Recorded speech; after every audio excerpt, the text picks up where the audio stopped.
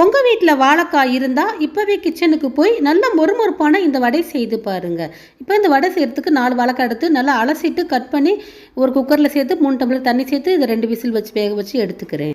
Whistle 2 whistle வந்தோன்னா whistle ஃபுல்லாக அடங்கணுன்னா திறந்து பார்த்தா சூப்பராக நல்லா வெந்திருக்கு. தோலை எடுத்துகிட்டு ஒரு தட்டில் சேர்த்து இது போல் ஒரு மேஷர் வச்சு நல்லா மசிச்சுக்கிறேன். நீங்கள் கையில் கூட உதுத்து விட்டுக்கலாம். இப்போ இதை தட்டில் சேர்த்துட்டு ஒரு பெரிய வெங்காயம் பொடியாக நறுக்கினது, ஒரு பச்சை மிளகாய் பொடியாக நறுக்கினது, கருவேப்பிலை மல்லி பொடியாக நறுக்கி, ஒரு 10 பல் பூண்டு தட்டி சேர்த்துக்கிறேன்.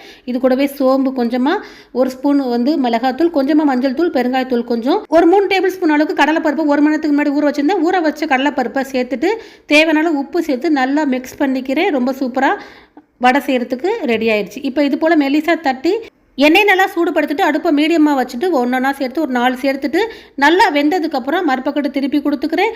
2 பக்கத்து நல்லா மாற்றி நல்லா வேக வச்சு எடுத்துக்கோங்க. ரொம்ப சூப்பரான வாழைக்காய் வடை ரெடி ஆயிடுச்சு. நீங்களும் இதே போல் செய்து பாருங்கள். லைக் பண்ணுங்கள், ஃபாலோ பண்ணுங்கள்.